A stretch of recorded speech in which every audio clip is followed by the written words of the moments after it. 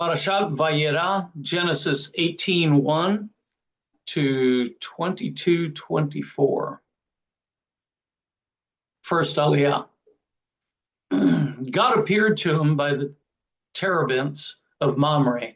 He was sitting at the entrance of the tent as the day grew hot. Looking up, he saw three figures standing near him. Perceiving this, he ran from the entrance of the tent to greet them, and bowing to the ground, he said, "My lords, if it please you, do not go on past your servant. Let a little water be brought, bathe your feet, and recline under the tree. And let me fetch a morsel of bread that you may refresh yourselves. Then go on, seeing that you have come your servant's way." They replied, "Do as you have said." Abraham hastened into the tent to Sarah and said, "Quick, 3 seahs of choice flour, knead and make cakes." Then Abraham ran to the herd, took a calf, tender and choice, and gave it to a servant boy who hastened to prepare it.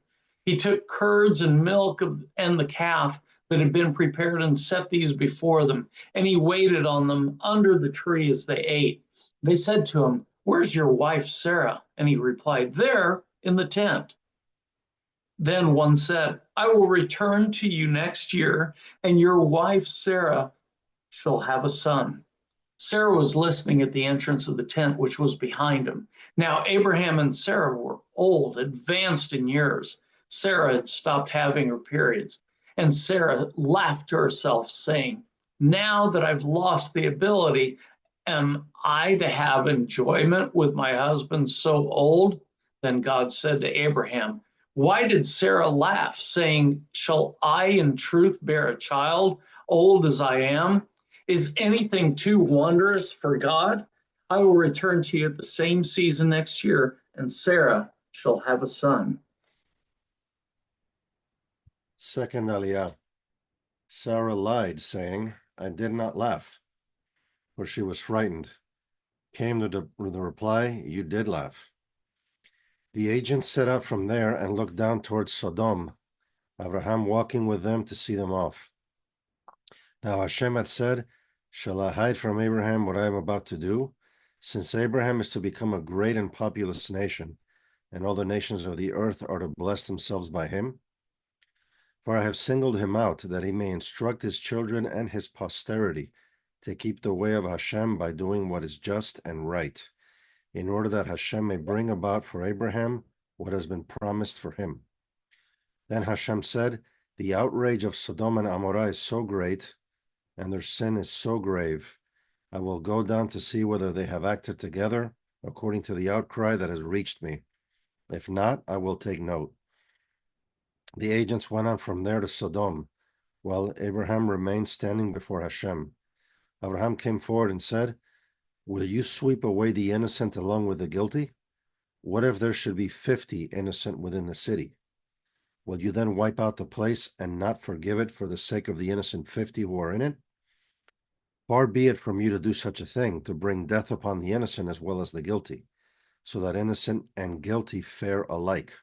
Far be it from you. Shall not the judge of all the earth deal justly?" And Hashem answered, "If I find within the city of Sodom 50 innocent ones, I will forgive the whole place for their sake."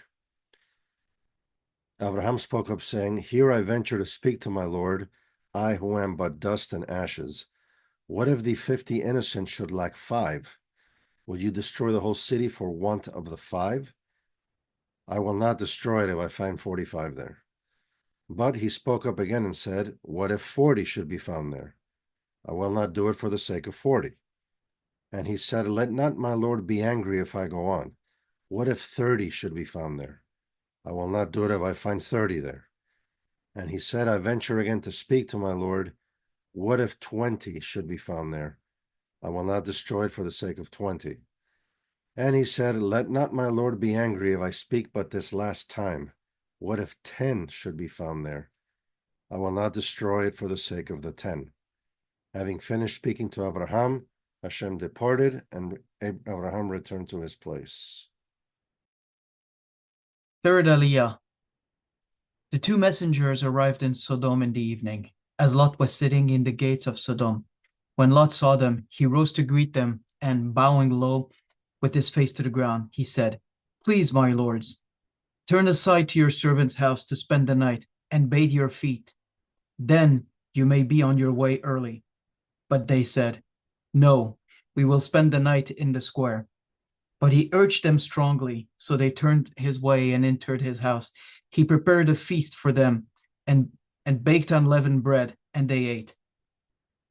They had they had not yet lain down when the town council and militia of Sodom, insignificant and influential alike, the whole assembly without exception, gathered about the house, and they shouted to Lot and said to him, "Where are the ones who came to you tonight?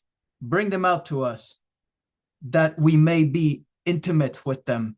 So Lot went out to them to the entrance, shut the door behind them, and said, "I beg you, my friends, do not commit such wrong.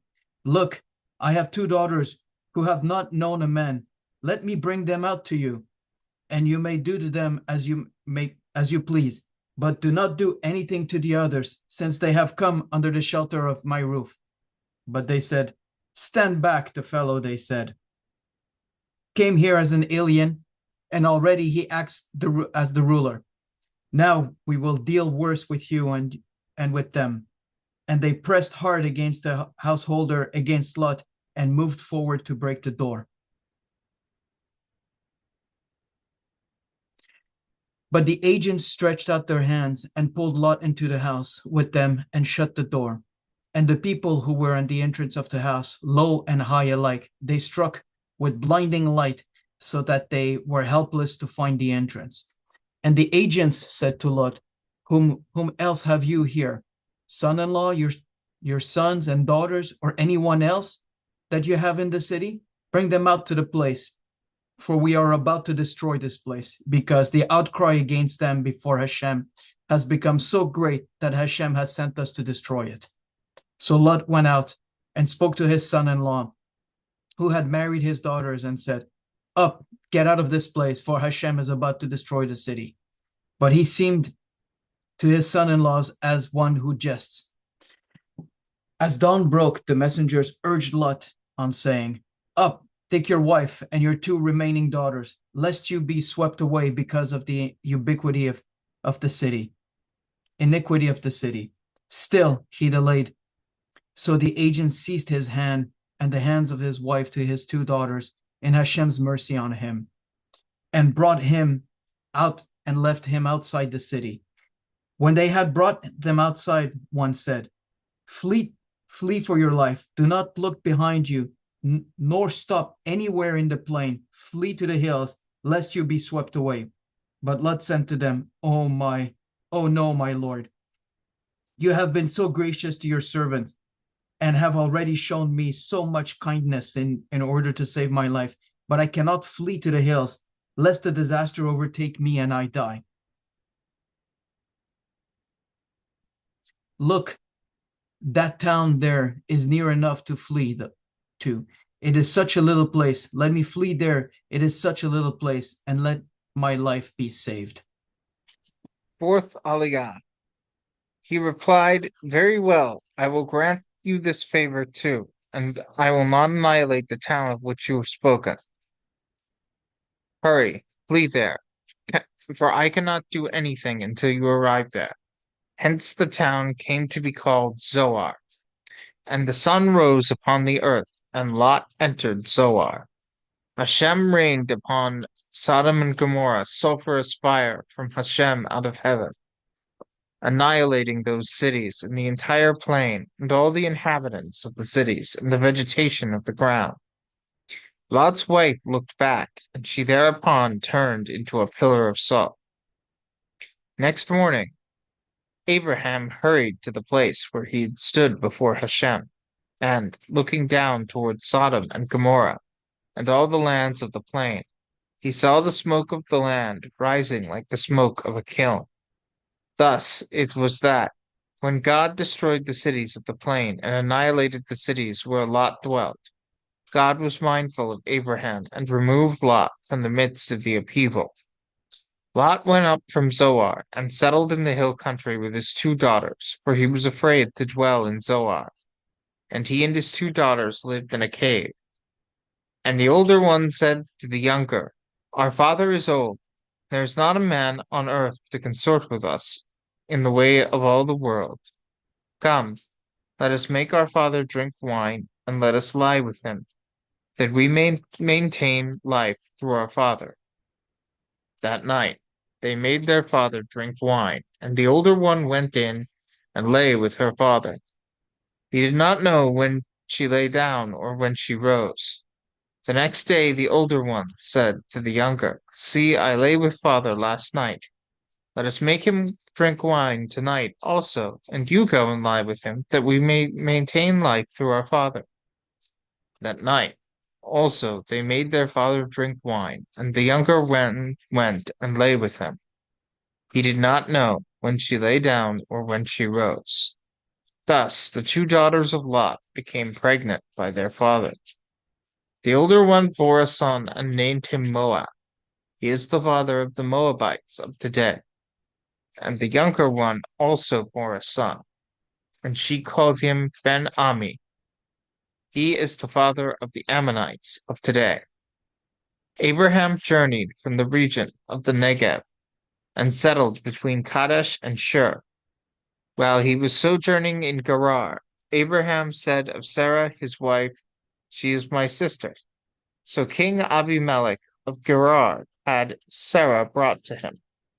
But God came to Abimelech in a dream and said by night and said to him, You are to die because of the woman you have taken, for she is a married woman. Now Abimelech could not have broached her. He said, O Lord, will you slay people even though they are innocent? He himself said to me, She is my sister. And she also said, He is my brother. When I did this, my heart was blameless and my hands were clean. And God said to him in the dream, I knew that you did this with a blameless heart, and so I kept you from sinning against me. It is why I did not let you touch her. Therefore, restore the man's wife, since he is a prophet. He will intercede for you to save your life. If you fail to restore her, know that you shall die, you and all that are yours. Early next morning, Abimelech called his servants and told them all that had happened, and they were greatly frightened. Then Abimelech summoned Abraham and said to him, What have you done to us? What wrong have I done that you should bring so great a guilt upon me and my kingdom? You have done to me things that ought not to be done.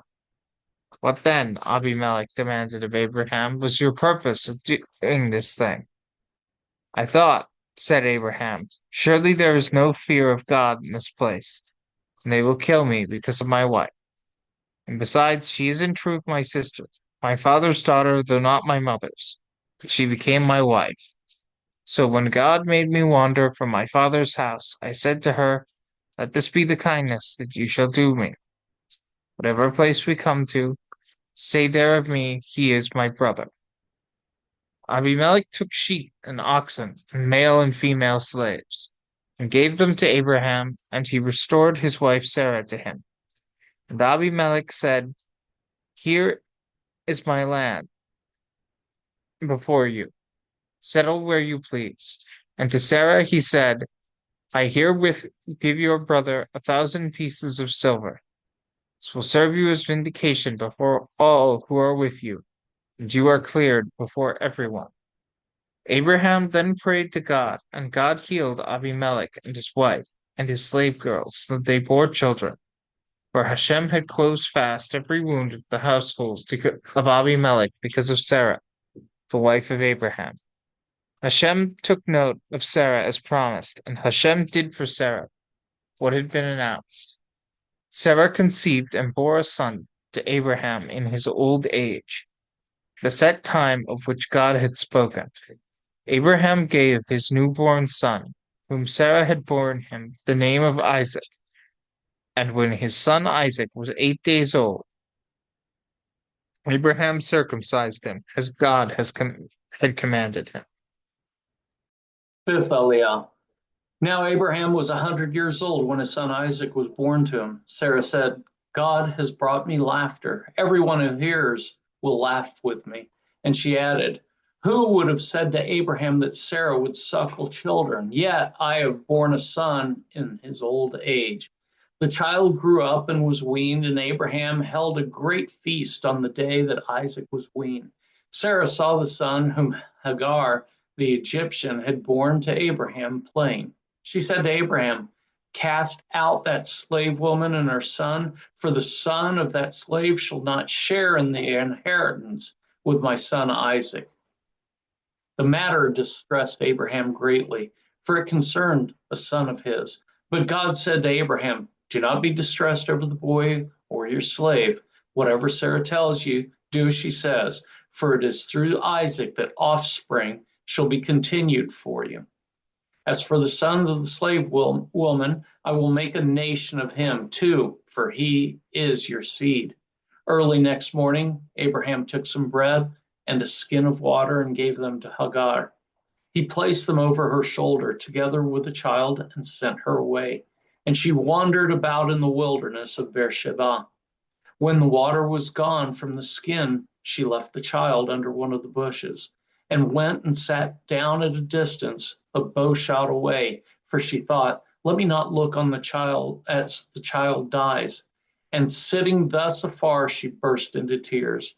God heard the cry of the boy, and a messenger of God called to Hagar from heaven and said to her, what troubles you, Hagar? Fear not, for God has heeded the cry of the boy where he is. Come lift up the boy and hold him by the hand, for I will make a great nation of him. Then God opened her eyes, and she saw a well of water. She went and filled the skin with water and let the boy drink. God was with the boy, and he grew up. He dwelt in the wilderness, and he became skilled with a bow. He lived in the wilderness of Paran, and his mother got a wife for him from the land of Egypt. 6th Aliyah. At that time, Abimelech and Phicol, chief of his troops, said to Avraham, God is with you in everything that you do. Therefore, swear to me here by God that you will not deal falsely with me or with my kith and kin, but will deal with me and with the land in which you have sojourned as loyally as I have dealt with you. And Avraham said, I swear it. Then Avraham reproached Abimelech for the well of water which the servants of Abimelech had seized. But Abimelech said, I do not know who did this. You did not tell me, nor have I heard of it until today. Avraham took sheep and oxen and gave them to Abimelech, and the two of them made a pact. Avraham then set 7 ewes of the flock by themselves. And Abimelech said to Avraham, what mean these 7 ewes which you have set apart? He replied, you are to accept these 7 ewes from me as proof that I dug this well. Hence that place was called Beersheba, for there the two of them swore an oath. When they had concluded the pact at Beersheba, Abimelech and Phicol, chief of his troops, departed and returned to the land of the Philistines. Avraham planted a tamarisk at Beersheba and invoked there the name of Hashem, the everlasting God. And Avraham resided in the land of the Philistines a long time. 7th Aliyah. Sometime afterward, God put Abraham to the test, saying to him, Abraham, he answered, here I am. Take your son, your favorite one, Isaac, whom you love, and go to the land of Moriah, and offer him there as a burnt offering on one of the heights that I will point to you. So early morning, Abraham saddled his ass and took him 2 of his servants and his son Isaac.